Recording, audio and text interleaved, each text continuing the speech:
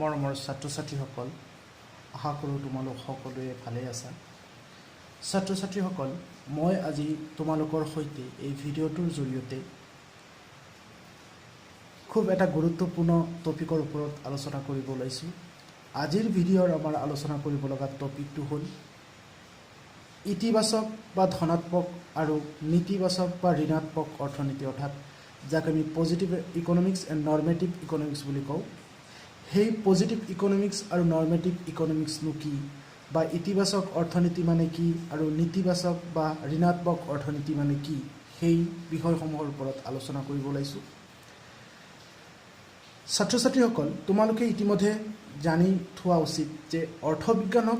আমি তেওঁলোকৰ কাৰ্যকলাপ বা তেওঁলোকৰ ক্ৰিয়াকলাপসমূহৰ ওপৰত ভিত্তি কৰি অৰ্থবিজ্ঞানক মূলতঃ দুটা ভাগত ভাগ কৰা হয়। এটা হ'ল ইতিবাচক অৰ্থবিজ্ঞান বা ইয়াক আমি ধনাত্মক অৰ্থবিজ্ঞান বুলিও কওঁ, আৰু এটা হ'ল নীতিবাচক অৰ্থবিজ্ঞান বা নীতিবাচক অৰ্থবিজ্ঞানক আমি ঋণাত্মক অৰ্থনীতি বা অৰ্থবিজ্ঞান বুলিও কওঁ। ধনাত্মক অৰ্থবিজ্ঞানক ইংৰাজীত কয় পজিটিভ ইকনমিক্স আৰু ঋণাত্মক অৰ্থবিজ্ঞানক ইংৰাজীত কোৱা হয় নৰ্মেটিভ ইকনমিক্স। গতিকে আমি পালোঁ যে অৰ্থবিজ্ঞানক এওঁলোকৰ ক্ৰিয়াকলাপসমূহৰ ওপৰত ভিত্তি কৰি কি কৰা হয়, দুটা ভাগত ভাগ কৰা হয়। তাৰে এটা হ'ল ধনাত্মক অৰ্থবিজ্ঞান বা ধনাত্মক অৰ্থনীতি, ইয়াক ইতিবাচক অৰ্থনীতি বুলিও জনা যায়। আৰু এটা হ'ল ঋণাত্মক অৰ্থবিজ্ঞানক নীতিবাচক অৰ্থবিজ্ঞান বুলিও কোৱা হয়, আৰু ইয়াৰ ইংৰাজী প্ৰতিশব্দটো হ'ল নৰ্মেটিভ ইকনমিক্স। অৰ্থাৎ ইকনমিক্সৰ দুটা ব্ৰাঞ্চ, ইকনমিক্স আমি ইয়াতে কেইধৰণৰ পালোঁ, দুই ধৰণৰ। এটা হ'ল পজিটিভ ইকনমিক্স মতলব ধনাত্মক অৰ্থনীতি, আৰু এটা পালোঁ আমি নৰ্মেটিভ ইকনমিক্স মতলব ঋণাত্মক অৰ্থনীতি। এতিয়া আমি আলোচনা কৰিম প্ৰথমতে এই ধনাত্মক অৰ্থনীতি বা পজিটিভ ইকনমিক্স মানে কি, অৰ্থাৎ ধনাত্মক অৰ্থনীতি বা পজিটিভ ইকনমিক্সে কেনেকুৱা ধৰণৰ বিষয়বস্তু বা ক্ৰিয়াকলাপসমূহৰ ওপৰত আলোচনা কৰে। চোৱা কি কৈছে ইয়াতে, যে ইতিবাচক বা ধনাত্মক অৰ্থবিজ্ঞানে অৰ্থনৈতিক সমস্যাসমূহ কি কি সেই বিষয়ে আলোচনা কৰে। কি কৈছে, যে ধনাত্মক অৰ্থনীতি বা যাক আমি ইতিবাচক অৰ্থনীতি বুলি কওঁ, বা যাৰ ইংৰাজী প্ৰতিশব্দ হ'ল পজিটিভ ইকনমিক্স, ই কি কৰে, ইতিবাচক অৰ্থনীতিয়ে বা অৰ্থবিজ্ঞানে অৰ্থনৈতিক সমস্যাসমূহ কি কি সেই বিষয়ে আলোচনা কৰে। অৰ্থাৎ আমি জানো যে এখন দেশৰ অৰ্থনীতিত বিভিন্ন ধৰণৰ সমস্যা থাকিব পাৰে, বা অৰ্থনীতিৰ বৰ্তমান অৱস্থা, বিভিন্ন ধৰণৰ অৰ্থনৈতিক সমস্যাসমূহ কি কি, বা অৰ্থনীতিখন কেনেকুৱা অৱস্থাত আছে, বা কি পজিশ্যনত আছে, দেশ এখনত কি হৈ আছে, বাস্তৱ যি হৈ আছে তাৰ লগত ধনাত্মক অৰ্থনীতি বা পজিটিভ ইকনমিক্স জড়িত। অৰ্থাৎ ইয়াক আমি ডাইৰেক্ট এনেকৈও ক'ব পাৰোঁ যে পজিটিভ ইকনমিক্স কি কৰে, এজ দে আৰ, অৰ্থাৎ অৰ্থনীতি এখন কেনেকুৱা অৱস্থাত আছে সেই বিষয়ে আলোচনা কৰে, বা অৰ্থনীতি এখনত কি সমস্যা হৈ আছে, কেনেকুৱা ধৰণৰ সমস্যা এখন অৰ্থনীতিত বৰ্তি আছে, সেই সমস্যাসমূহ আলোচনা কৰে বা সমস্যাসমূহ উল্লেখ কৰে। সেইটোৱে কৈছে যে ইতিবাচক অৰ্থবিজ্ঞান, ইয়াক আমি ধনাত্মক অৰ্থবিজ্ঞান বুলি কওঁ, যে ধনাত্মক অৰ্থবিজ্ঞানে অৰ্থনৈতিক সমস্যাসমূহ কি কি সেই বিষয়ে আলোচনা কৰে, নাইবা অৰ্থনীতি এখন কেনেকুৱা অৱস্থাত আছে, অৰ্থনীতি এখনৰ বৰ্তমান অৱস্থাৰ ওপৰত কি কৰে, বৰ্তমান যি অৱস্থাত আছে সেই অৱস্থাত বিষয়ে আমাক অৱগত কৰায়। যেনেকুৱা মই ইয়াতে দিছোঁ, উদাহৰণ এটা দিছোঁ, যে ভাৰতবৰ্ষত জনসংখ্যাৰ বিস্ফোৰণ হৈছে। হয়, আমি জানো যে ভাৰতবৰ্ষত কণ্টিনিউৱাছলি পপুলেশ্যন আমাৰ কি হৈছে, বৃদ্ধি হৈ গৈ আছে। গতিকে ই আমাৰ কাৰণে মানে ভয়ানক অৰ্থনৈতিক সমস্যাৰ সন্মুখত আমাক মানে ঠেলি দি আছে। আমি দেখা পাইছোঁ যে যিমানে পপুলেশ্যন বাঢ়ি আছে, আমাৰ জনসংখ্যা যিমানে বাঢ়ি আছে, আমাৰ দেশখনৰ সম্পদৰ তুলনাত জনসংখ্যা বহুগুণে বৃদ্ধি পাই আছে। গতিকে ই দেশখনৰ কাৰণে এক অৰ্থনৈতিক সমস্যা, ই আমাক এক ডাঙৰ বিপদত পেলাব পাৰে, ই আমাৰ কাৰণে এক প্ৰকাণ্ড অৰ্থনৈতিক সমস্যা। নেক্সট আকৌ কৈছে যে মূল্যসূচী ক্ৰমান্বয়ে বৃদ্ধি পাইছে। এইটো এটা উদাহৰণ হয় যে ধনাত্মক অৰ্থবিজ্ঞানৰ আন এটা গুৰুত্বপূৰ্ণ উদাহৰণ হ'ল, আমি সকলোৱে জানো যে ক্ৰমান্বয়ে দ্ৰব্য সামগ্ৰীৰ মূল্যসূচী কিন্তু বৃদ্ধি পাই আছে। মূল্যসূচী যিমানে বৃদ্ধি পাই আছে, ভাৰতীয় মুদ্ৰাৰ মূল্য অন্য বৈদেশিক মুদ্ৰাৰ তুলনাত মুদ্ৰাৰ মূল্য আকৌ ক্ৰমান্বয়ে হ্ৰাস হৈ আছে। গতিকে ই এক অৰ্থনৈতিক সমস্যা। গতিকে এনেকুৱা ধৰণৰ অৰ্থনৈতিক সমস্যাসমূহৰ বিষয়ে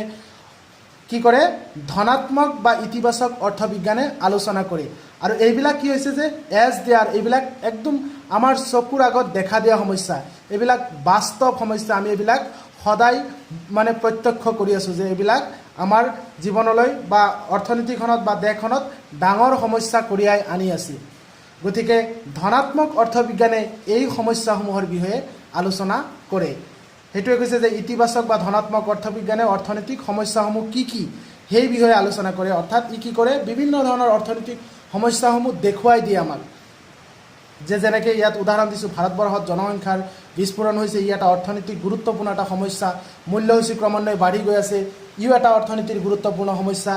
এই যে যোনবিলাক অলৰেডি অৰ্থনীতিখনত আমি দেখা পাই আছোঁ বা হৈ আছে সেই সমস্যা বা সেই হৈ থকা ঘটনাবোৰৰ ওপৰত ইতিবাচক অৰ্থবিজ্ঞানে কি কৰে আলোচনা কৰে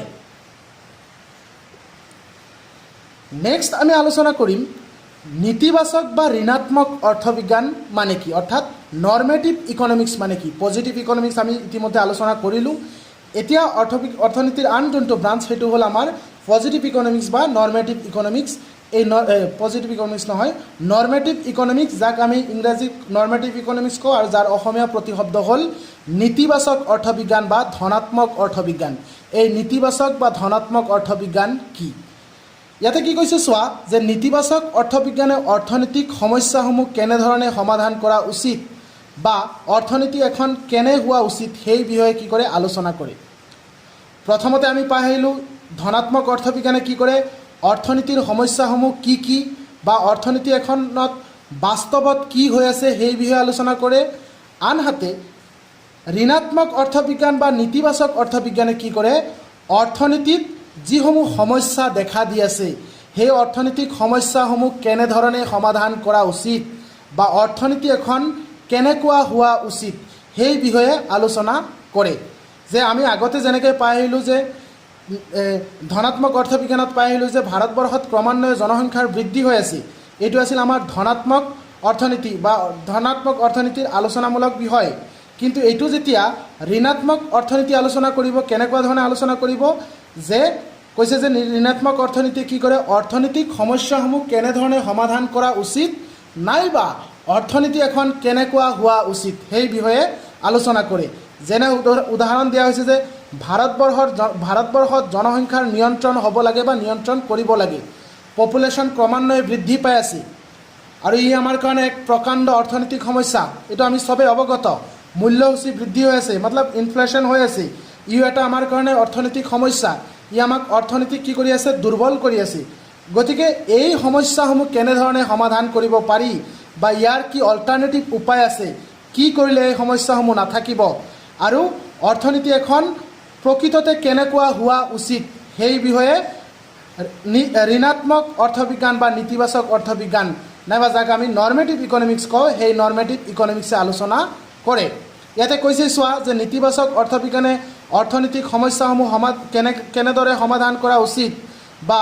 অৰ্থনীতি এখন কেনে হোৱা উচিত সেই বিষয়ে কি কৰে আলোচনা কৰে ইয়াৰ উদাহৰণ দিছোঁ মই যে ভাৰতবৰ্ষত জনসংখ্যাৰ কি হ'ব লাগে নিয়ন্ত্ৰণ হ'ব লাগে অৰ্থাৎ পপুলেশ্যন কণ্ট্ৰল কৰিব লাগে এইটো হ'ল ঋণাত্মক অৰ্থনীতিৰ আলোচনামূলক বিষয় মূল্যসূচী বৃদ্ধি হ'ব নালাগে মূল্যসূচী ক্ৰমান্বয়ে কি হৈ আছিল বৃদ্ধি হৈ আছিল আৰু এই মূল্যসূচীটো বৃদ্ধি হ'ব নালাগে কাৰণ অৰ্থনীতি এখন প্ৰকৃততে এনেকুৱা হ'ব লাগে যে তাত জনসংখ্যাৰ ওপৰত সম্পূৰ্ণ নিয়ন্ত্ৰণ থাকিব লাগে প্ৰচণ্ড অধিক হাৰত জনসংখ্যা বৃদ্ধি পাব নালাগে আৰু কি হ'ব নালাগে যেনেকৈ আৰু আছে যে মূল্যসূচী বৃদ্ধি পাব নালাগে এইবিলাক হ'ল ঋণাত্মক অৰ্থনীতি বা নীতিবাচক অৰ্থনীতিৰ মূল আলোচনামূলক বিষয় অৰ্থাৎ নীতিবাচক অৰ্থনীতি কি কৰা হয় আদৰ্শগত ধাৰণাৰ লগত জড়িত ইয়াক আমি কি কৰিব পাৰোঁ ইয়াক এই ক্ষেত্ৰত আমি ব্যৱহাৰ কৰিব পাৰোঁ অট টু বি